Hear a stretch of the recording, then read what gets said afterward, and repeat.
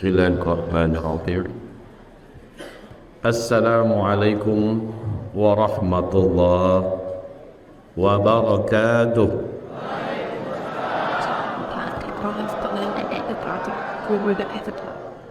Alhamdulillahi rabbil alamin. Wa bihi nasta'inu ala umurid dunya waddin. Ashhadu an la ilaha illallah wahdahu la syarika lah.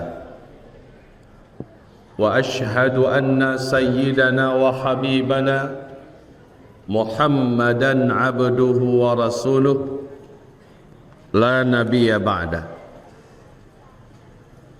Allahumma salli wa sallim ala hadha an-nabiyyil karim wa ala alihi wa sahbihi wa man tabi'ahu bi ihsanin ila yaumiddin. Allahumma arinal haqqa haqqan warzuqna ittiba'ah wa arinal batila batilan warzuqna ijtinabah. Amin ya rabbana amin. Ibadallah, isma'u qawlan Nabi sallallahu alaihi wasallam, ala inni qad ji'tukum biha bayda'a naqiyyah layluha kanahariha la yazighu anha ba'da dhalika illa halik. Amma ba'du, segala pujian dan syukur hanyalah untuk Allah Rabbul Alamin, kepada kita semua. Dan kita mengucapkan alhamdulillah bi ni'matihi tatimmus salihah. Kemudian salawat dan juga salam kita untuk Habibillah Sayyidina Muhammad Rasulullah sallallahu alaihi wasallam. Ibarat Allah yang kami muliakan, wabil khusus Pak Kades kita, Pak Kua, Pak Sekdes dan seluruh yang hadir. Dan yang paling istimewa adalah alim ulama, ustaz-ustaz dan guru-guru kita, serta Bapak Ibu calon-calon penghuni surga Allah kelak. Amin. Pada malam hari ini, dengan izin Allah, kita bermajlis di sini untuk menambah iman, memperbaiki iman, memperluas wawasan, dan membenarkan jalan hidup yang kita tempuh seandainya ada telapak-telapak kaki kehidupan kita menginjak hal-hal yang salah. Sekarang kita benarkan dalam acara kajian-kajian ilmiah imaniyah seperti malam ini. Tadi saya melihat, mendengar ditampilkan 5 calon kepala desa di sini. Pak Henry, Pak Indra, Pak Nasrullah, Pak Aryo Santoso, Pak Rahmat. Betul ya? Oh, lengkap. Benar? Ada yang salah? Yang mana? Darmendra. Oh. Sehat-sehat semuanya. Tadi waktu dijamu makan malam oleh Pak Kades di rumahnya, beliau sampaikan pada saya tanggal 17 akan ada pemilihan kepala desa baru. Saya tanya sama beliau, Bapak sudah berapa jadi kepala desa? Sudah 6 tahun, 1 periode. Enggak nyambung. Kata beliau, saya mau kasih generasi lain, kasih kesempatan pada yang lain. Saya bisa bantu dan saya akan bermanfaat untuk yang lain. Masya Allah. Yang kedua, saya tanyakan kepada beliau, mana yang paling soleh dari 5 calon itu? Mana yang paling taat? Kata beliau, semuanya soleh, semuanya taat. Masya Allah. Jadi Bapak Ibu yang kami muliakan, sekarang saya kasih nasihat, boleh? Saya kasih nasihat buat siapa? Buat calon kades-kades tadi yang tampil ke depan. Ya, boleh Bapak ya? InsyaAllah ini pelajaran buat semua dan juga nasihat berlaku buat Bapak Ibu semuanya. Poin pertama tentunya, jadi dalam pertemuan tabligh akbar malam hari ini, nasihat untuk calon pemimpin dan nasihat untuk rakyat yang akan memilih dan nasihat yang tetap akan jadi rakyat. Jadi tiga ini di malam hari ini mendadak saja saya jadikan ini salah satu poin dari tema pembicaraan kita. Jadi bukan seluruh pembicaraan fokusnya di sini, tidak. Saya ingin bekali Bapak Ibu semua dengan modal ilmu sehingga kita bertindak, berbuat, memilih dan melakukan apapun dalam panduan ilmu. Setuju? Baik, bismillahirrahmanirrahim. Pertama, untuk calon pemimpin. Nasihat kami ini mau yang enak atau mau yang benar, Pak? Yang benar tapi pahit, nggak apa-apa. Kalau yang enak, ini gimana enak kedengaran di telinga, tapi sayangnya seringnya nggak benar. Sekarang yang pahit karena obat itu selalu kebanyakannya pahit. Setuju, Bu? Maaf, saya tidak kenal dengan satu pun hamba-hamba Allah yang tadi tampil, tapi saya yakin percaya mereka semua inginkan jadi ahli surga, mereka semua takutkan neraka. Betul? Maka ini nasihat. Suatu ketika datang Abu Dzar Al-Ghifari kepada Rasulullah sallallahu alaihi wasallam. Beliau meminta kepada Rasulullah, "Ya Rasulullah, wallini, angkatlah aku untuk menjadi pemimpin di daerah anu. Saya mengerti betul dengan seluk-beluk penduduk di sana." Apa kata Rasulullah kepada Abu Dzar? "Wahai Abu Dzar, yang engkau minta sangatlah berat. Innaha la amanah." Yang engkau minta adalah amanah, wahai Abu Dzar. Wa innaha yaumul qiyamah khizyun wa nadamah. Sesungguhnya kepemimpinan di dunia ini kelak pada hari kiamat khizyun, akan menjadi kehinaan, wa nadamah, dan penyesalan. Maka Nabi menggeleng-geleng kepada Abu Dzar, "Hai Abu Dzar, karena kamu yang minta, saya takkan kasih. Sebab orang yang minta kepemimpinan, Allah tidak akan menolongnya dalam memimpin, maka dia akan lemah dalam memimpin. Tapi orang yang tidak meminta, namun dia diminta, dia ditunjuk dan dia menerimanya, Allah akan berpihak kepadanya, Allah akan tolong dia untuk memimpin. Maka engkau akan kuat. Tapi sayang, engkau sudah datang duluan dan minta. Maka saya yakin engkau tak akan ditolong oleh Allah. Oleh karena itu saya tidak akan angkat engkau." Sudah, ini hadis sahih. Bukan kata Buya Uzma. Ya, ini hadis sahih. Nasihat ini, maka sesiapapun saja yang meminta kepemimpinan, Allah tidak akan menolongnya dan dia akan menjadi lemah, memikul banyaknya beban-beban yang akan dia hadapi. Tapi yang tidak meminta, umat meminta, yang para alim ulama meminta, para tokoh-tokoh umat meminta, dia diminta, lalu dia terima, Allah yang akan menolongnya. Satu. Paham sampai di sini Bapak Ibu? Oke, yang kedua. Yang kedua, Umar bin Khattab di pagi hari berembuk berunding dengan ahlul halli wal aqdi, kalangan para pakar dan tokoh. Mereka bermusyawarah untuk menunjuk siapa yang akan menjadi gubernur di provinsi adu. Dalam musyawarah itu ada beberapa calon yang paling bagus. Disaring, muncul satu, Fulan bin Fulan dari kabilah Anu, dia yang paling pantas untuk memimpin di daerah Anu. Dijadikan itu rahasia majelis, tak boleh bocor keluar.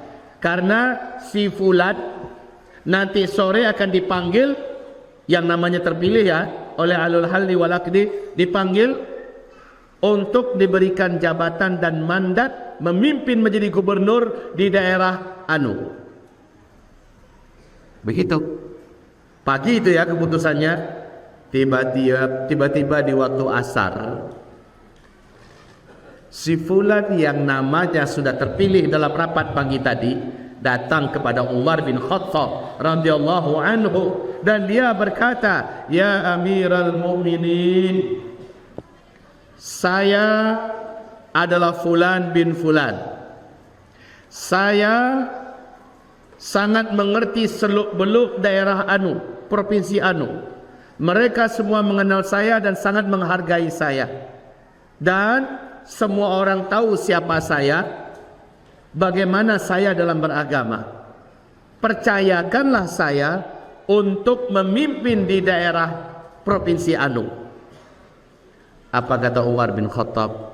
Sayang betul, kamu datang meminta jabatan, padahal dalam rapat kami pagi tadi memang nama kamu yang keluar untuk kami angkat.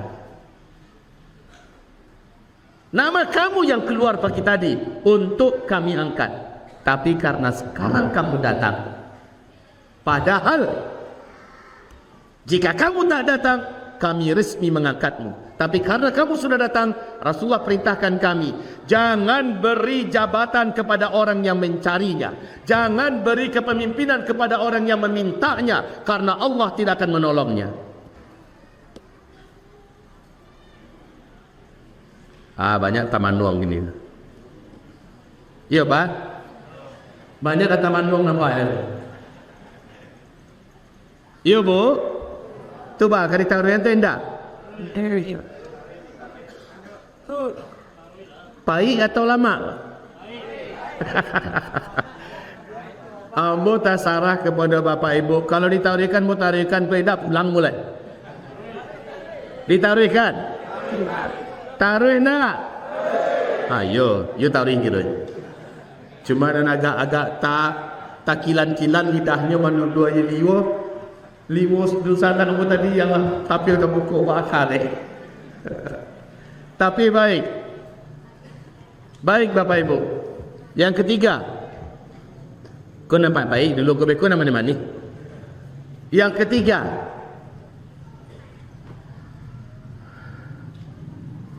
dalam Isra dan Mi'raj kata Rasulullah SAW, saya diajak-ajak oleh malaikat Jibril dengan izin Allah melihat-lihat isi surga. Saya melihat-lihat pemandangan surga. Hampir-hampir saya tidak mau keluar dari surga, saking maha indahnya surga itu. Tapi Jibril mengingatkan saya, kau pasti akan menjadi penghulu surga. Kau yang akan menjadi pemilik tempat tertinggi dalam surga. Engkau akan masuk surga nanti Muhammad. Sabar, harus tunggu kiamat dulu. Sekarang keluar lagi kita. Saya pun keluar. Lalu saya pun diajak melihat-lihat neraka. Saya diajak melihat isi neraka. Maka Rasulullah sallallahu alaihi wasallam bersabda, aku lihat kebanyakan penghuni neraka dari kalangan umatku, kata Rasulullah sallallahu alaihi wasallam. Satu, orang-orang kaya. Dua, para penguasa. Tiga, wanita.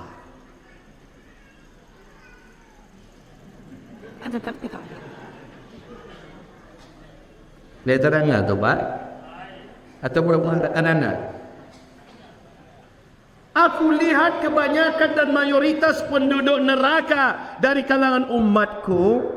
Satu, orang-orang kaya. Dua, para penguasa.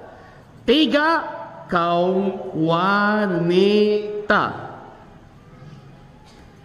Jadi kalau begitu, orang kaya banyak masuk neraka karena rata-rata setelah dia kaya banyak jauh dari Allah. Setelah dia kaya bebas dan mudah berbuat maksiat. Setelah dia kaya, dia menjadi sombong dan tak peduli kepada agama Allah Subhanahu wa taala. Itu masalahnya orang-orang kaya. Kalau para penguasa, setelah dia menjabat, dia tidak menepati janjinya. Dulu sebelum naik dak siaga hemat janjinya tu. Janji ini, janji itu. Lah naiknya lupa janji. Orang-orang yang berkuasa ketika dia memegang tampuk kekuasaannya, bukan agama Allah yang ditegakkannya, bukan bagaimana dosa maksiat stop dalam masa kepemimpinannya, bukan bagaimana masjid penuh, majlis-majlis ilmu penuh, lembaga-lembaga keagamaan marak, bagaimana cara tahfiz Quran juga berjamur, bukan bagaimana menegakkan rambu-rambu agama yang diprioritaskannya, tetapi diprioritaskan adalah jabatan, usaha, proyek, fulus dan seterusnya. Sehingga tidak lagi agama yang menjadi mesin penggerak utamanya ketika dia menjadi penguasa. Lalu lama-kelamaan solatnya pun banyak terlantar. Salat 5 waktunya banyak terlantar. Pemabuk di kampungnya tidak berhenti dan tak taubat di masa dia menjabat. Saya pernah datang ke rumah Bapak Gamawan Fauzi. Letakkan Pak Gamawan Fauzi. Dulunya masih Gubernur Sumbar. Di pagi hari saya dan beberapa tokoh ulama silaturahmi ke rumah dinas beliau di Kota Padang. Kami mampir diajak sarapan pagi. Kemarin juga saya ada di Padang seminggu yang lalu. Buya Mayeldi juga nawarin sarapan pagi di rumahnya. Tapi saya bilang jazakumullah khair, terima kasih banyak, kapan-kapan aja. Bapak Ibu yang kami muliakan, dengan Pak Gamawan Fauzi kami bicara di rumah dinasnya.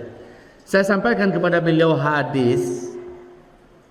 Isi hadisnya adalah siapa saja yang memimpin 10 orang saja dipimpinnya, dia akan bertanggung jawab di hadapan Allah terhadap 10 orang lagi. Mereka ini sholat atau tidak, kewajiban agama mereka jalankan atau tidak. Pemimpin ini yang ditanya. Kalau ada yang melakukan dosa maksiat yang diminta pertanggungjawaban nanti pada hari kiamat, pemimpinnya 10 orang itu apa? Kalau ada wanita muslimah tak berjilbab, pemimpin ini yang ditanya oleh Allah duluan pada hari kiamat. Kenapa rakyatmu? Kenapa yang kamu pimpin 10 orang ada yang tidak berjilbab padahal dia muslimah? Baca rumah jawabnya. Kenapa ada di antara rakyatmu ada yang tidak solat padahal dia muslim, umurnya sudah 25 tahun? Apa jawab? Kenapa ada yang menenggak minuman keras? Kenapa ada yang makan narkoba, mengkonsumsi narkoba? Bahaman jawabnya. Kenapa kamu tidak gunakan posisimu, jabatanmu, kekuasaanmu untuk menutup, menghentikan maksiat dan kemungkaran? Kenapa kau tak gunakan untuk menjalankan, menegakkan syiar agama Allah Subhanahu wa taala di kawasan kepemimpinanmu? Aha, boleh jadi penguasa atau tidak? Boleh apa tidak?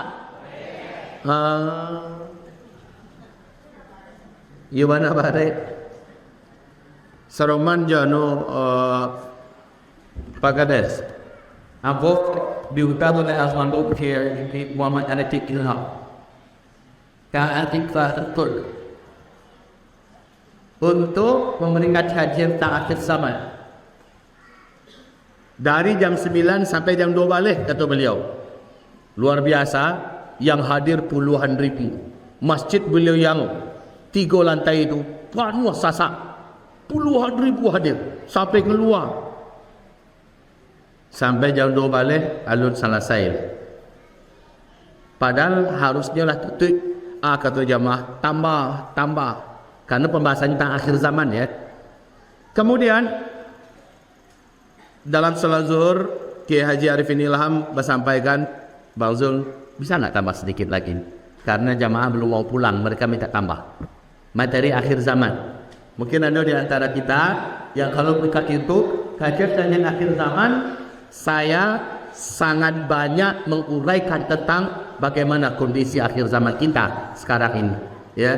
Sehingga sebagian kaum muslimin menyebut saya dengan sebutan Ustadz. Iya. Ternyata saya sampaikan kaji sampai asar, Pak. Sampai asar. Di waktu asar saya bilang minta maaf Bapak Ibu, saya tidak bisa lanjut lagi. Mereka kan minta lanjut, tidak bisa.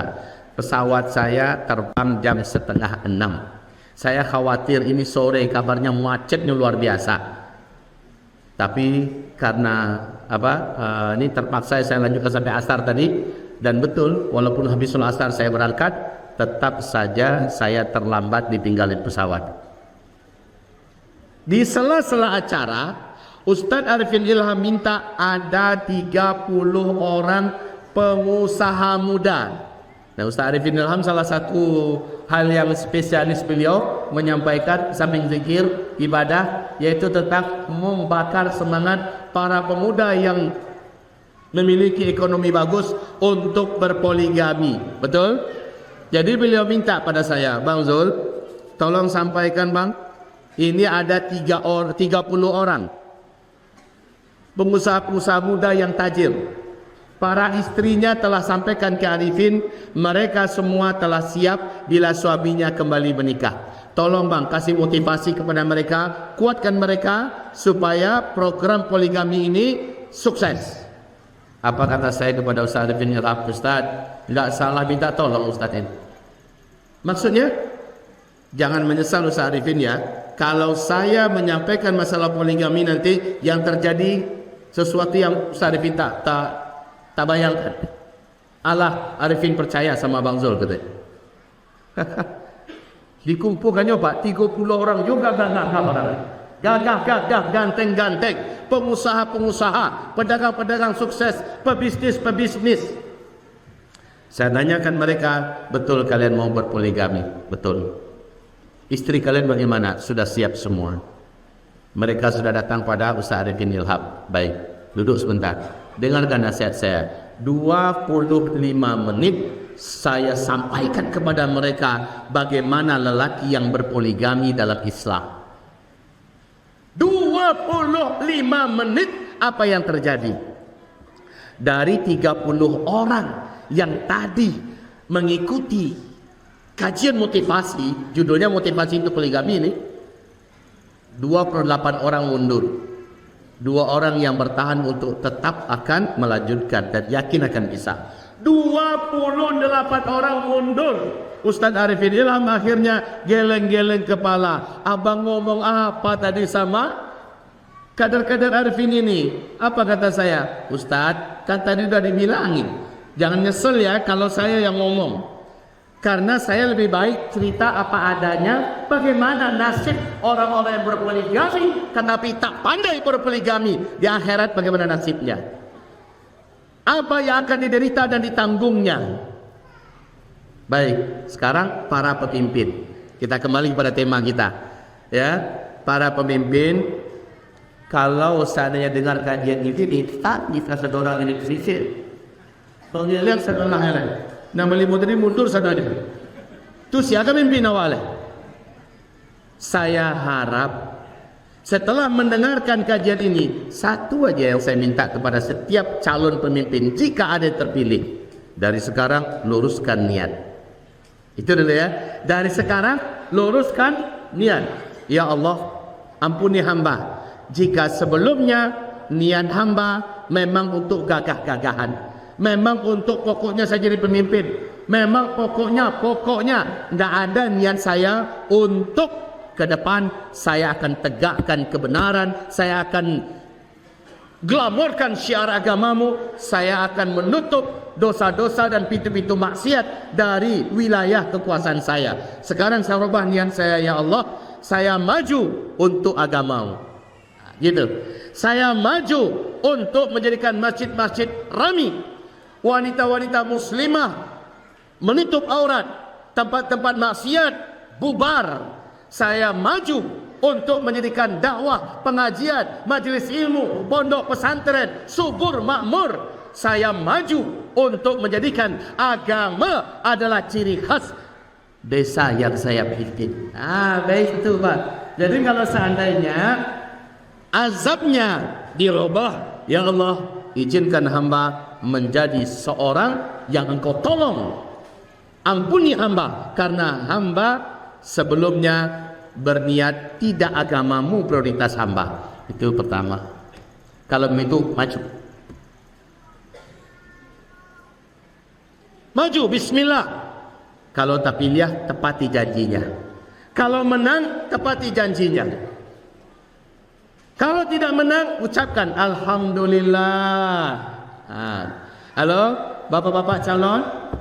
Bapak-bapak calon, kalau seandainya tidak menang, ucapkan apa? Alhamdulillah, Allah selamatkan saya. Ya Pak ya, Allah selamatkan saya. Kalau terpilih, baca apa? Innalillah. Kalau terpilih, baca innalillah dan Allah tolong kamu itu. Tolong kamu, kamu tak ingin bersama dengan Fir'aun dalam seraku. Itu.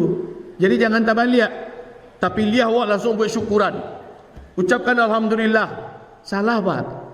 Bapak Ibu, saya ingatkan pada Bapak Ibu, seorang khalifah Islam yang namanya paling harum, namanya Umar bin Abdul Aziz. Pernah dengar nama ini tidak? Dia adalah cucu kandung Umar bin Khattab. Kurang dari 2 tahun dia memimpin. Saking hebatnya dia memimpin, Pak, tidak ada satupun orang miskin di wilayah kekhalifahannya. Tidak ada satupun orang miskin. Kurang dari 2 tahun dia atahkan kemiskinan. Masjid-masjid penuh sesak, kehidupan makmur, pasar-pasar dan ekonomi tumbuh menggeliat dengan sangat hebat. Keamanan sampai pada puncaknya. Kurang dari 2 tahun. Tapi wahai Bapak Ibu, sebelumnya beliau mau nggak jadi khalifah? Beliau tak mau. Dia adalah pedagang sukses, salah seorang konglomerat muda. Ini Abdul Rahman bin Auf sama tadi Umar bin Abdul Aziz. Saat namanya diumumkan bahwa Umar bin Abdul Aziz, kami putuskan beliau yang akan menjadi Amirul Mukminin kekhalifahan Islam. Mendengarkan itu sampai ke telinganya, langsung terjatuh dia di tempat dia berdiri, menangis. Lama dia menangis, basah baju jubah dadanya, basah bagaikan tak bertulang dia. Dan dia berkata, ya Allah, ya laitani lam talidni ummi. Aduhai kiranya aku tak pernah dilahirkan oleh ibuku. Aduhai kiranya aku tidak pernah hidup di dunia ini. Kenapa aku dipilih? Kenapa aku diminta menjadi khalifah? Beliau menangis dan menangis karena kebiasaan orang-orang soleh beriman, mereka sangat takut diminta menjadi pemimpin, Pak. Sangat takut. Tapi kalau sudah diminta, nak boleh menolak. Cuma dia ketakutan, di akhirat nanti saya bagaimana? Di akhirat nanti saya bagaimana? Wahai Bapak Ibu, sejak itu Umar bin Abdul Aziz berubah habis. Berubah habis. Total berubah, Pak. Biasanya jam tidurnya teratur, sekarang jam tidurnya menjadi sedikit. Biasanya makannya enak, sekarang makannya dia sesuaikan dengan makannya rakyat. Allahu Akbar. Bahkan yang paling menakjubkan, Pak, dan ini tercatat dalam sejarah dengan tinta emas, yang paling menakjubkan, ketika anaknya datang, ayah, ananda pengen bicara. Di malam hari ya, beliau masih di rumah, di apa? Di kantornya. Umar bin Abdul Aziz, ayah, ananda ingin bicara. Lalu apa kata Umar bin Abdul Aziz? Silahkan nak. Tentang apa? Tentang keluarga kita atau tentang umat dan agama? Si anak berkata, "Tan, kamu keluarga kita ayah. Kalau begitu tunggu sebentar." Dia matikan semua lampu yang ada, lalu dia hidupkan lampu khusus. Lalu si anak berkata, "Ayah, kenapa ayah matikan semua lampu? Kok cuma ada satu lampu?" Apa kata si ayah? "Nak, kau tadi bilang ini masalah keluarga. Masalah kita kan?" "Iya ayah. Ini milik kita, ini milik ayah. Yang ini milik negara. Ayah takkan mau pakai milik negara untuk urusan keluarga kita." Allahu Akbar. Takbir. Begitu. Ayah takkan pakai apa yang jadi milik negara untuk keluarga kita. Allahu Akbar. Keren. Kita kembali bagaimana menangis mereka saat mereka dapat kabar kalau dia diangkat menjadi pemimpin. Jadi para calon-calon kepala desa kita besok, andai kata Allah beri amanah, Allah menangkan, maka langkah pertama yang saya lakukan adalah menangislah dulu.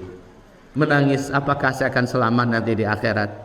Apakah Allah akan tolong saya? Saran saya, pergi cepat ke masjid, solat 2 rakaat, menangis, angkat tangan pada Allah. Ya Allah, Engkau beri saya kepercayaan, amanah yang kelak semua orang yang di bawah kekuasaan saya, Engkau tanya kepada saya, kenapa si fulanah tidak pakai jilbab? Kenapa si fulan tidak solat? Kenapa si fulan minum minuman keras? Kenapa? Bagaimana saya akan jawab? Tolong saya ya Allah. Jadi waktu saya ngomong dengan Pak Gamawan Fauzi, betul Pak, nangis beliau. Nangis beliau Pak Kades. Pak Puan, nangis. Banyak ulama-ulama datang yang lain. Putih Allah memang beliau menangis. Lalu dia berkata, "Buya, tolong kami. Tolong saya punya. Saya tak sanggup mengurus sendirian umat ini. Kecuali tidak wajib kami nikah." Ini dia wahai Bapak Ibu yang kami muliakan. Banyaknya kira-kira undangan pengajian malam itu. Ani yang nampak dah kok. Iya Pak. Baru sekali kau menanam di kona. Iyo. Racak. Ndakah kami undang ustaz kolero. Indah ba'a. Ambo indah lo kau menyangku diizinkan Allah sampai di siku. Dek kanu dibisian dek Pak Kades tadi, tolong sampaikan kepada umat agar jangan sampai ada yang indak bantu, indak bernak bana sampai bercakap dalam negara India, saling bermusuhan segala macamnya. Itu bahagian nasihat untuk umat lah. Kini bagi calon pemimpin baru kan, ya, bagi calon pemimpin sebenarnya kalau dipanjangkan nama panjang kok. Tapi tadi yang mau tanya ke Pak Kades, Pak, kalau kita kajian malam moneko, bara lama mengaji biasanya Pak. Kata beliau paling lama jam 10 lah selesai. Paling lama jam 10. Dan biasanya 1 jam macam kuih. Nyoba setuju. Ya, itulah cukup itu. Karena hari malam. Kalau hari malam kau pangana orang untuk kasur oleh. Lebih makan malam tadi Pak? Allah ya. Masya Allah. Ambo semua hidup belum pernah makan malam. Ambo makan nasi. Bah rasanya makan malam tu Bu? Nah biasa padang panjang ampe angke parui kanyang mato bare. Ya Pak ya. Bila urek parui tagang, urek mato kedua. Bila urek parui kedua, urek mato tagang. Gini mengaku tadi lebih makan sedolah kan? Khawatir mo lama-lama orang go bita kontuanya. Jadilah Bapak Ibu yang kami muliakan, itu nasihat ambo untuk para calon pemimpin. Ambo berharap mana saja yang terpilih nanti, maka yang bersangkutan minta tolong cepat kepada Allah. Minta tolong cepat kepada Allah Subhanahu wa taala. Tolong kami ya Allah. Ya. Pak Endra ya. Kalau tapi dia Pak Endra nanti capek kamu sedih penangis Pak Endra. Ya Allah, tolong ambo ya Allah. Tolong ambo. Dia Pak Endra. Ya, boleh langsung tepak sana saja gua. Mana Pak siapa tadi? Pak Indra cik lah. Ramendra. Mana? Engkau orang lek. Masya Allah. Sama tu Pak nasihat nama. Ya Pak ya. Ma Pak Aryo Santoso tadi. Ha? Aryo tu satu. Oh Masya Allah. Tak Francisco kiranya. Allahu Akbar. Pak Nasrullah. Masya Allah. Orang-orang baca hayu nampaknya sigo. Dan terakhir Pak Rahmat. Ma Pak Rahmat. Ondet bas ampi badampiang lo. Nampak mudiku ni nyonya awak jumpa. Sabalun naik mudiko, setelah naik mudi tujuh kandaknya. Ya Pak ya. Allah. Masya Allah. Jadi Bapak Ibu, itu nasihat untuk mereka. Ambo Rasul lah cukup dulu tu. Kini nasihat untuk apa Ibu lah. Siap menangannya tak? Jangan sampai nak pasal dulu makan sudah mulai. Baik, nasihat untuk Bapak Ibu. أعوذ بالله من الشيطان الرجيم بسم الله الرحمن الرحيم إذ تبرأ الذين اتبعوا من الذين اتبعوا ورأوا العذاب وتقطعت بهم الأسباب. Ketika pemimpin yang dulu dipilih di dunia, di akhirat menyatakan tak bertanggung jawab dan takkan menolong rakyat yang dulu memilihnya di dunia, maka si rakyat berputus asa. Si rakyat melihat mana letak tanggung jawab kalian kepada kami, kenapa kalian hari ini berlepas tangan daripada kami. Maka pada saat itu rakyat pun menyesal karena mereka dulu di dunia memilihnya. Awas. Wa taqatta'at bihimul asbab. Segala hubungan putus-putus nanti di akhirat. Bu, pilihan kita di dunia nanti di akhirat ditanya oleh Allah. Pak, pilihan Bapak di dunia bukan sebatas dunia, di akhirat. Maaf ya, sering terjadi pemilihan demi pemilihan, apakah pemilihan orang nomor 1 Indonesia, pemilihan gubernur dan sebagainya, ada serangan fajar. Ada serangan fajar. Nanti kalau kamu pilih ini dulu DP-nya, nanti tambah. Kalau menang nanti kampung ini begini. Iya berpilih-pilih. Padahal apa yang dia pilih, paling dia dapat 100.000, sengsaranya sampai mati, ditanya nanti pada hari kiamat. Jadi kalau begitu, bagaimana? Yo berhati-hati dalam memilih. Bagaimana cara kami memilih? Kalau kata Rasulullah sallallahu alaihi wasallam, carilah orang yang paling mengerti tentang agama. Bila mereka semua sama-sama mengerti, carilah mana yang paling baik akhlaknya. Kalau sama-sama paling baik akhlaknya, carilah mana yang lebih tua umurnya. Begitu. Kalau sama-sama tua umurnya, carilah mana yang lebih duluan hijrahnya. Ancana arahan Rasulullah, Pak. Ancana arahan Rasulullah sallallahu alaihi wasallam, cari mana yang paling baik agamanya. Paling baik pemahaman agamanya. Kalau sama-sama baik semuanya, cari mana yang paling baik akhlaknya. Kalau sama-sama baik akhlaknya, cari mana yang lebih tua umurnya. Sama-sama tua umurnya, tanggal lahirnya sama, bulannya sama, bahkan jamnya sama. Kayaknya jarang lo sebut yang itu. Ya, bagaimana kalau begitu? Yang terakhir apa tadi?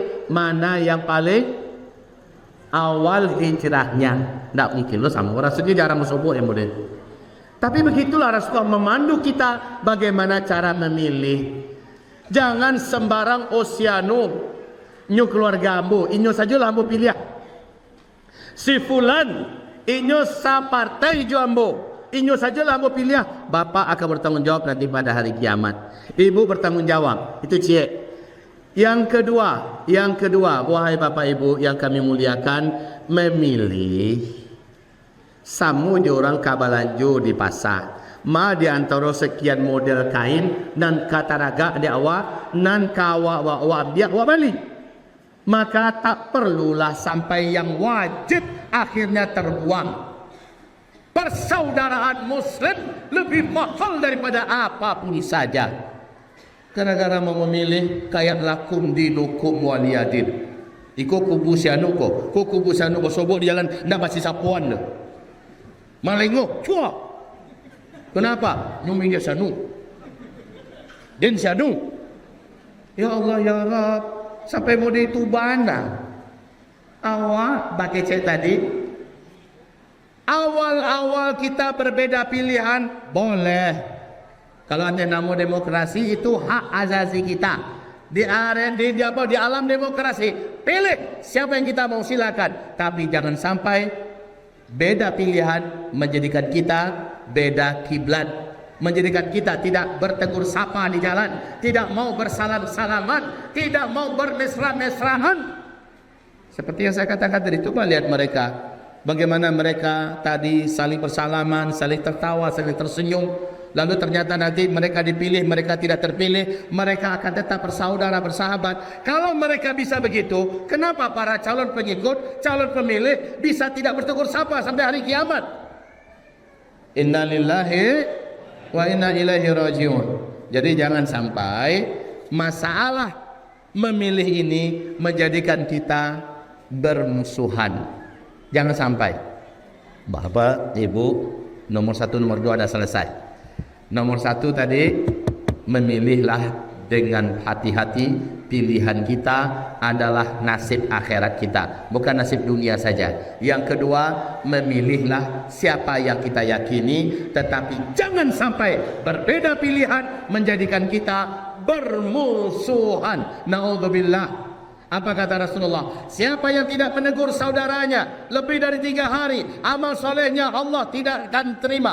Doanya Allah tak akan dengar. Kalau dia meminta, Allah tak mau mendengar permintaannya. Na'udzubillah. Na'udzubillah. 3 hari saja no. Wahai Bapak Ibu, ini nasihat saya. Yang ketiga, terakhir nasihat. Kalau sudah terpilih, siapa yang dipilih wajib sami'na wa ata'na. Wajib sami'na wa ata'na. Kami dengar apa kata pemimpin kami dan kami patuhi. Kami dengar dan kami patuhi.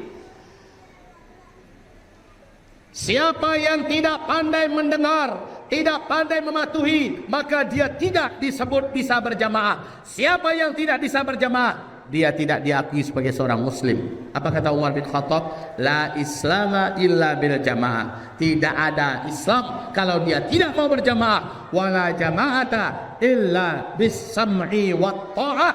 Tidak sah berislamnya seseorang bila ia tidak mau berjamaah, dan tidak ada jamaah kalau dia tidak mau mendengar dan patuh.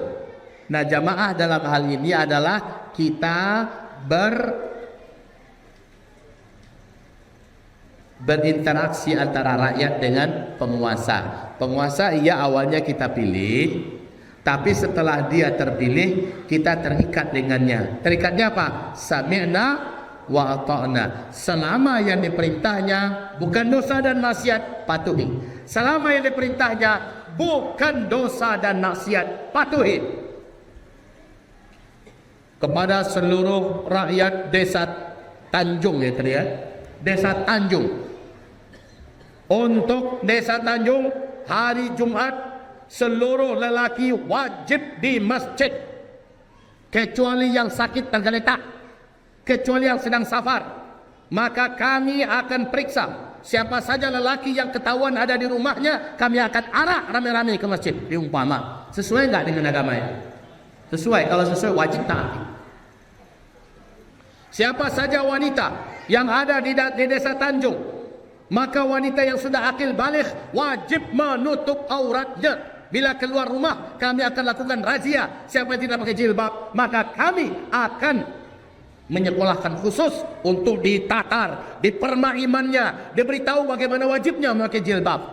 dan kami akan panggil orang tuanya, kami juga tatar, ya, sampai dia keluar pakai jilbab. Kalau tidak boleh keluar, umpama. Maka ini adalah suatu perintah dari penguasa. Sami'na wa ata'na, wajib mendengar, wajib patuh. Tapi kalau tidak mendengar bagaimana? Buya, saya sudah jadi kepala desa nih, saya sudah jadi Pak Camat ini, saya sudah jadi bupati nih, tapi rakyat nggak mau dengar gimana? Kami sudah buat undang-undang, kami buat peraturan, rakyat nggak, gimana? Kalau rakyat tak mau, kita sudah buat undang-undangnya, sudah dijalankan, polisi juga sudah kompak dengan kita, Polri ya. Kemudian pokoknya Kamtibmas, yang dari TNI, Babinsa sudah turun bersama-sama. Mereka tak mau.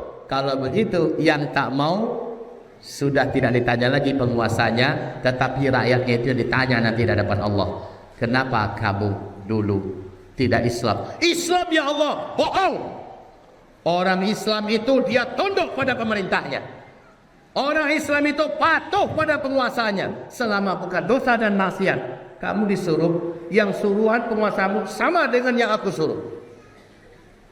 Baik Bapak Ibu yang kami muliakan, jadi setelah kita jadi rakyat, yang kita tuju dan kita akan jadi pemimpin ternyata sudah naik, apapun yang diumumkan tolong hargai, patuhi dan taati. Saya dengar kabar ini ada masjid besar, masjid raya ya, akan dibangun. Katanya fondasinya sudah mulai dipasang. Siapa yang akan selesaikan pembangunan itu? Kalau bukan kaum muslimin yang ada di kecamatan, ini kecamatan apa namanya Pak? Koto Panghulu, Tapanghulu. Nah, kecamatan. Satu kecamatan ini kaum musliminnya bila diprogram oleh pemerintah kepada setiap laki-laki satu keluarga dan sebagainya, kami menghimbau untuk sama-sama kita selesaikan pembangunan masjid kita ini, ya. Dan kami menunggu, bahkan kalau perlu didatangi setiap rumah, berapa sak semen Pak, dan satu keluarga ini berapa sak semen. Kalau Bapak, oh semen dah penuh, sekarang besi, Bapak berapa batang besi, satu keluarga ini berapa batang besi. Kalau Bapak berapa, ada tim yang disuruh berkeliling. Insya Allah 1 tahun masjid raya kecamatan Koto Panghulu ini akan langsung berdiri insyaallah dalam 1 tahun. Kenapa? Rakyatnya sami'na wa ata'na. Ini contoh ya, ketika ada program macam itu semuanya sami'na wa ata'na. Nah kalau begitu ya terjadi, saya baca ayat penutup. Ini ayat penutup membuat Bapak gembira, yaitu surat Al-A'raf ayat 96. Bapak Ibu akan gembira mendengarnya.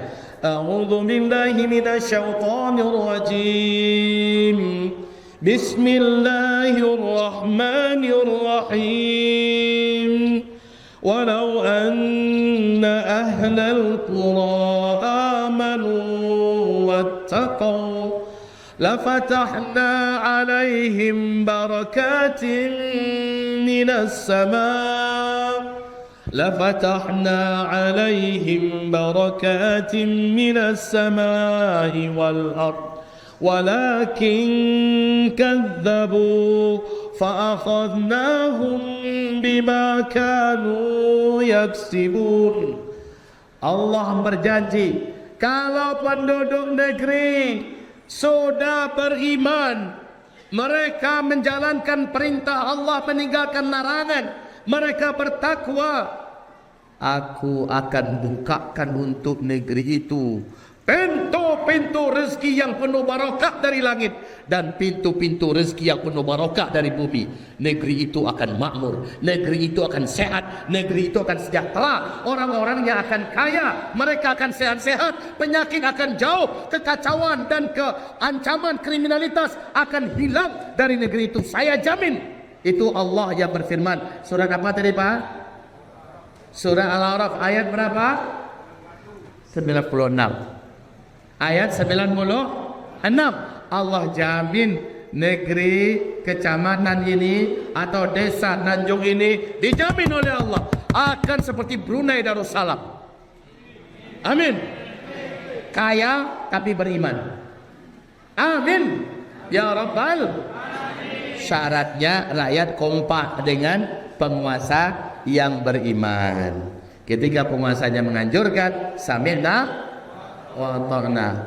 Tapi kalau kata penguasa, jangan ganggu beberapa tempat remang-remang, itu kata penguasa. Jangan paksa wanita untuk mereka pakai jilbab. Anak-anak gadis yang memaksa pakai jilbab, orang tua yang memaksa anak gadis pakai jilbab, kami akan tuntut, kami akan kasuskan karena itu melanggar HAM.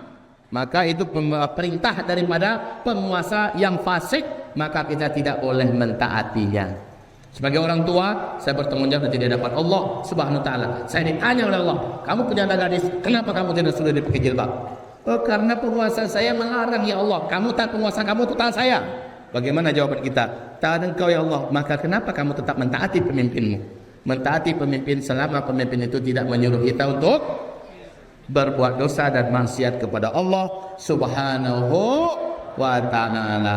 Baik Bapak Ibu yang kami muliakan, cukup 1 jam sesuai dengan amanah yang tadi saya dapatkan dalam perjalanan. Wahai Bapak Ibu, apa yang saya sampaikan tadi itu pahamkah Bapak Ibu? 100% paham? Paham? Awas, tanggal 17 besok berlangsunglah dengan aman, berlangsunglah dengan tertib, berlangsunglah dengan adil. Baik rakyat yang akan memilih atau calon pemimpin yang akan dimilih, berlakulah yang baik. Siapa yang bermain tak baik, ada Allah yang maha melihat, ada Allah yang maha menghitung. Orang yang berlaku tak baik, Allah maha tahu, berarti dia minat. Berarti dia sama dengan minta itu. Karena dia berlaku tak baik, main fulus, main sogok sana, main sogok sini. Allah maha tahu. Siapa yang akan melakukan itu? Allah maha tahu. Dan Allah akan memperlihatkan. Maaf Bapak Ibu, sekarang ini sangat banyak ujung-ujung orang yang tak benar niatnya dari awal adalah penjara. Terumumkan ya, si fulan melakukan korupsi, si fulan melakukan penyelewengan ini, penyelewengan itu, kebongkar, masuk penjara. Tidak sedikit ya kepala daerah masuk penjara. Itu cara Allah permalukan di dunia, belum lagi di akhirat.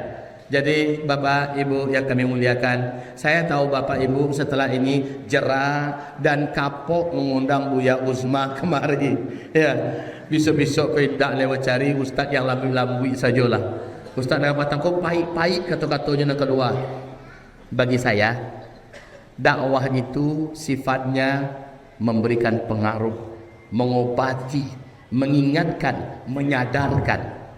Kalau Bapak dengar ceramah-ceramah saya di YouTube, memang rata-rata serem isi ceramahnya, tapi tidak sedikit orang-orang yang ikhlas mendengarkan ceramah, taubat dia. Berubah dia menjadi orang lebih solehah dari sebelumnya, lebih soleh dari sebelumnya. Ya, tapi bagaimana juga di mana ada Nabi Muhammad, di situ ada Abu Jahal. Ya, tetap ada saja orang-orang yang mencibir. Kecil pajak tadi itu. Kajinya tadi itu. Sayangnya orang itu tidak gedung saja itu Pak, dilapau di dua. Mendengar sakari-kari gaji politik jadi musaji dulu. Padahal Allah mengarahkan bagaimana kita supaya benar dalam bertindak, benar dalam berbuat, baik bagi calon pemimpin atau bagi rakyat. Demikian saja, mohon maaf Bapak Ibu. Kita tadi berdoa bersama ya. Mari kita berdoa bersama, angkat tangan, semuanya aminkan doa ini. Al-Fatihah. A'udzu billahi minasyaitonir rajim. Bismillahirrahmanirrahim. Alhamdulillahi rabbil alamin. Arrahmanir rahim. Maliki yaumiddin. Iyyaka na'budu wa iyyaka nasta'in. Ihdinas siratal mustaqim. Siratal ladzina an'amta 'alaihim ghairil maghdubi 'alaihim waladdallin. Amin. Ya Allah, ya Rabbana, wahai Zat yang Maha mendengar, Zat yang Maha melihat, Zat yang Maha mengetahui, kami mengangkat tangan-tangan kami kepadamu ya Allah, berdoa menunjukkan ketidakberdayaan kami, kelemahan kami. dan menunjukkan ketundukan diri kami, dan betapa kecil kerdilnya kami di hadapan-Mu, dan betapa butuhnya kami kepadamu ya Allah. Kami angkat tangan kami, Engkaulah yang maha mengabulkan isi-isi doa kami ini. Ya Allah, ampunilah dosa Bapak Kepala Desa kami yang telah memimpin kami selama 6 tahun ini ya Allah.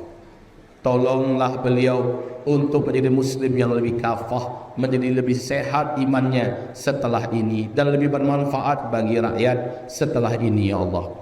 Dan siapapun yang akan terpilih memimpin ke depan, tolonglah beliau ya Allah di dalam menegakkan agamamu di tengah kawasan dan wilayah yang dipimpinnya ya Rabbal Alamin. Janganlah engkau tinggalkan dirinya, janganlah engkau biarkan dia dalam mengemban beban-beban beratnya sehingga beliau lemah, sehingga beliau di akhirat menyesal ya Allah. Ya Rabbana, berikanlah kebenaran, berikanlah ya Allah petunjuk-Mu kepada rakyat, kepada kami ya Allah dalam memilih siapa yang harus kami pilih. Bimbing kami, tuntun kami ya Allah agar tepat yang akan kami angkat, sehingga kami di akhirat mudah mempertanggungjawabkan atas apa yang dulu di dunia kami pilih. Ya Allah ya Rahman, jadikanlah desa ini, jadikanlah kecamatan ini adalah desa dan kecamatan yang tidak ada titik-titik maksiat melainkan padam di sini ya Allah. Ya Allah, jadikanlah desa Ranjung ini, kecamatan ini ya Allah sebagai tempat yang jauh dari kemungkaran dan maksiat ya Allah. Ya Allah, enyahkanlah narkoba dari tanah kami ya Allah, dari kawasan kami ya Allah. Ya Rabbana, jadikanlah anak-anak muda kami sadar dan insaf ya Allah. Jadikanlah kaum lelaki dan kaum wanita bersemangat ya Allah dalam menjalankan perintah-perintah agama, dan bersemangat meninggalkan larang-larangan-Mu dalam agama Islam ini ya Allah. Ya Rabbana, jadikanlah iman di dalam dada kami indah ya Allah. Jadikanlah iman di dalam hati kami bak mutiara yang maha mahal, sehingga bagi kami Dia lebih layak kami melihara dan kami jaga sampai kami mati daripada harta benda kami. Ya Allah, jadikanlah amal soleh, ketaatan, menjalankan perintah-Mu, meninggalkan larangan adalah hobi kami ya Allah, kecintaan tertinggi kami ya Allah. Dan buatlah kami benci dengan dosa, buatlah kami benci dengan tempat-tempat dosa, buatlah kami benci berteman dengan para penyeru-penyeru terhadap dosa ya Allah. Allahumma Rabbana amin. Ya Arhamar Rahimin, Ya Mujibas Sa'ilin. Di malam yang penuh kemuliaan dan barokah ini, kami memohon kepadamu, tambahkan iman kami ya Allah di dalam dada. Kuatkan iman yang sudah ada dengan iman yang Engkau kokohkan dengan hidayah-Mu ya Allah. Ya Rabbana, jadikanlah kami, anak istri kami, keluarga kami, para suami-suami kami, serta seluruh keturunan-keturunan kami ya Allah, orang-orang yang sabar mengamalkan Islam, berpegang erat dengan Islam sampai kami menghembuskan nafas terakhir kami, dan kami bergelarkan su'ul husnul khatimah. Lindungi kami dari su'ul khatimah. Izinkan lisan kami di akhir hayat kami dapat dengan lancar mengucapkan kalimat thayyibah la ilaha illallah. Amin ya Rabbana amin. Amin ya Rabbana ya Arhamar Rahimin. Rabbana falakal hamdu kama yanbaghi li jalali wajhika wa azimi sultanika. Ya Allah, Engkau zat yang maha kaya, rampungkanlah sampai tuntas pembangunan masjid raya di kecamatan ini ya Allah, yang sekarang pondasinya sudah mulai ditancapkan. Ya Rabbana, Engkau zat yang maha kaya, gerakkanlah hati hamba-hamba-Mu yang Kau titipi harta ya Allah, agar mereka bergotong royong rame-rame bersemangat ya Allah untuk menjadikan masjid ini tuntas. Lalu setelah itu memakmurkannya, mengisi masjid-masjid yang ada, langgar-langgar musalla, surau-surau yang dibangun agar seluruhnya padat oleh keagamaan, acara-acara kajian dan jamaah salat 5 waktu ya Rabbana. Amin, amin, amin, amin ya Allah. Ya Allah, lindungi perpecahan di antara kami ya Allah. Lindungilah kami dari permusuhan yang tak perlu di antara sesama kami ya Allah. Dan jadikanlah kami satu, kompak bersama-sama untuk kebaikan, satu kompak bersama-sama untuk menutup dan menghentikan kemaksiatan dari kampung kami ini, dari desa kami ini, dari kecamatan kami ini, dari provinsi kami ini ya Allah. Amin ya rabbal alamin. Rabbana, sampaikan salawat dan salam kami untuk junjungan yang mulia, kekasihmu dan kekasih kami, Sayyidina Muhammad Rasulullah sallallahu alaihi wasallam. Allahumma amin, Allahumma amin, Allahumma amin. Wa sallallahu ala sayyidina al-karim Sayyidina Muhammadin sallallahu alaihi wasallam. Allahumma amin. Rabbana atina fid dunya hasanah wa fil akhirati hasanah wa qina adzaban nar. Subhana rabbika rabbil izzati amma yasifun wa salamun alal mursalin walhamdulillahi rabbil alamin. Allahumma amin, Allahumma amin, Allahumma amin. Wa sallallahu ala sayyidina al-karim Sayyidina Muhammadin sallallahu alaihi wasallam wa ala alihi wa sahbihi ajma'in, amma ba'du. Baik, sebelum kita tutup, sebelum saya pamitan, saya ingin umumkan beberapa hal. Satu, alhamdulillah, pondok pesantren yang kita bangun di Sumatera Barat sekarang sudah ada 3 kampusnya. Kampus pertama yaitu di tengah kota ada 2. Pertama khusus PAUD, TK, SDIP dan Kutab. Alhamdulillah menjadi sekolah favorit yang dituju oleh umat dan kaum muslimin di sana. Setelah itu pondok pesantren khusus putri tingkat SMP dan SMA, fokusnya kepada tahfizul Quran dan keilmuan. Alhamdulillah tahun ini kita akan menamatkan rombongan pertama, hafizah Al-Quran 30 juz. Alhamdulillah. Yang putra juga demikian. Mereka punya hafalan ke tingkat mutqin, di mana mereka bisa mengkhatamkan Al-Quran 1 kali hidup hanya dalam 7 jam, dalam 8 jam, bahkan ada yang 6 jam, 30 juz tanpa melihat Al-Quran, hafal, kesalahannya kurang dari 10. Dan yang menguji langsung syekh dari Arab. Dan ini santri-santri kita, buah daripada perjuangan keras kami mendidik mereka untuk menjadi hafiz Al-Quran. Biasanya kami menerima hanya 30 orang putra 1 tahun dan 30 orang putri 1 tahun. Tapi untuk tahun ajaran yang baru besok, kami sudah berazam menerima 100 orang putra dan 100 orang putri. Syaratnya kalau tamat SD sudah selesai, kemudian berijazah, pandai baca Al-Quran, ya, bersih bacaannya. Maka kita tes. Apabila kecenderungannya pada tahfiz Quran, kami masukkan dia ke jalur Al-Quran. Bila kecenderungannya bukan ke tahfiz Quran, tapi belajar agamanya, dia semangat menjadi muslim yang soleh, taat, bersemangat, kami masukkan dia jalur keulamaan atau ke ulum syar'i. Ini pengumuman putra putri. Tamat SD juga bisa, tamat SMP juga bisa. Baik, itu pengumuman yang pertama. Terus pengumuman kedua, santri kami seluruhnya sekarang ini hampir baru 800-an orang. Kita sudah kirim sebahagiannya ke Timur Tengah, dan beberapa tahun ini beransur-ansur sudah mulai pulang. Kita biayai mereka, kita beasiswai mereka.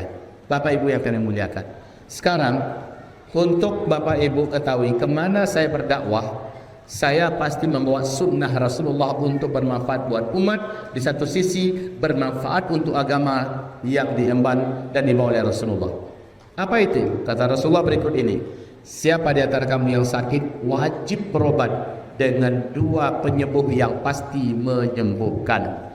Al-Quran dan madu, kata Rasulullah sallallahu alaihi wasallam. Maka Bapak Ibu, ini adalah madu murni yang saya langsung yang menyolatkannya 2 rakaat salat hajat.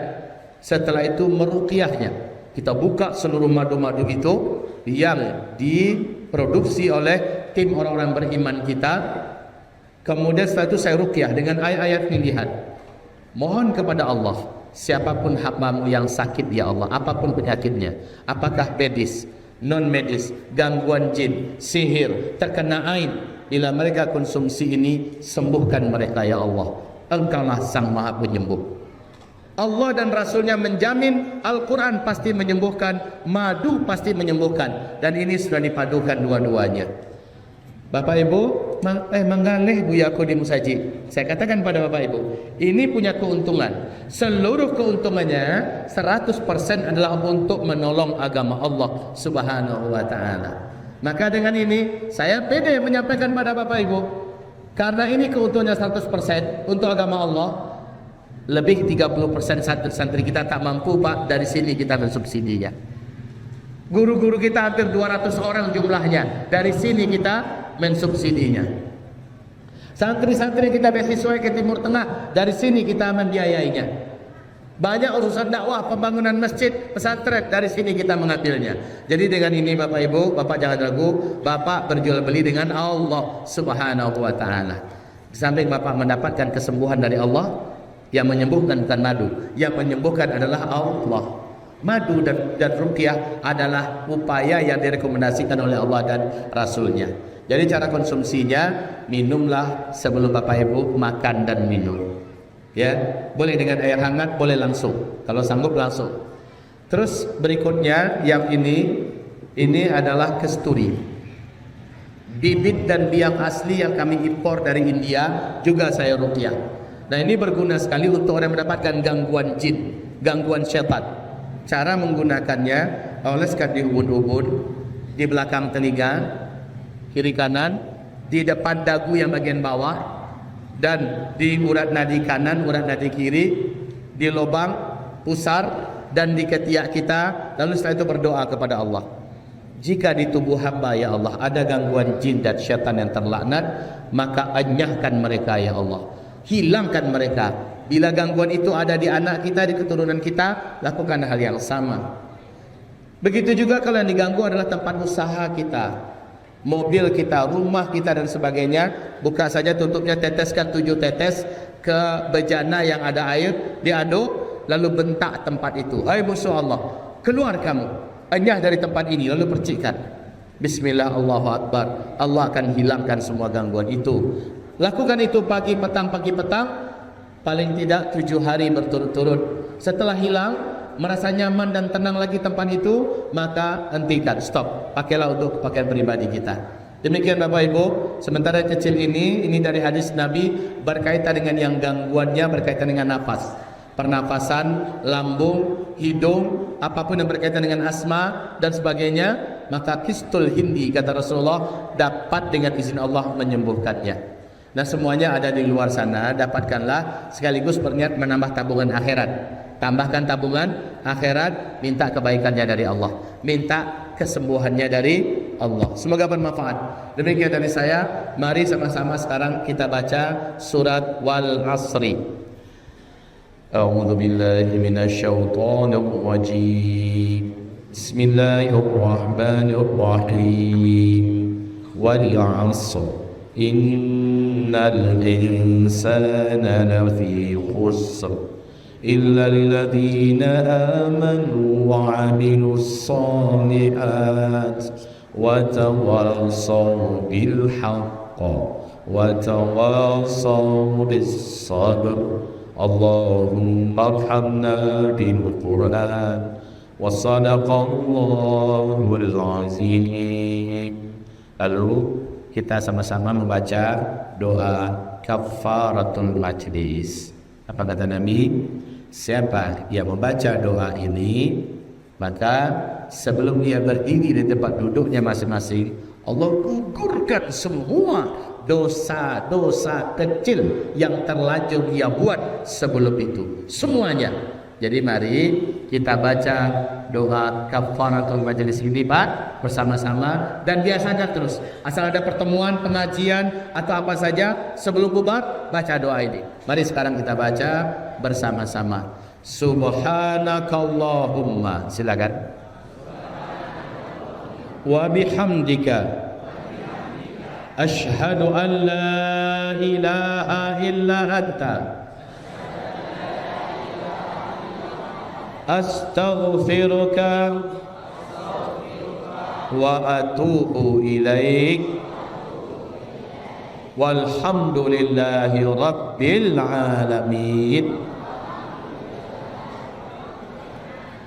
Alhamdulillah, billahi taufiq wal hidayah. Mohon maaf lahir dan batin. Semoga sama-sama sehat, semuanya Allah jaga, diangkat oleh Allah COVID-19 dari negeri kita ini, amin. Dan kita diizinkan oleh Allah kembali beribadah ke tanah suci seperti biasa.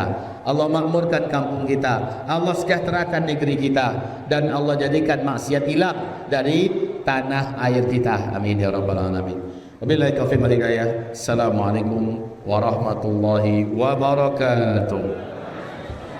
Bismillah.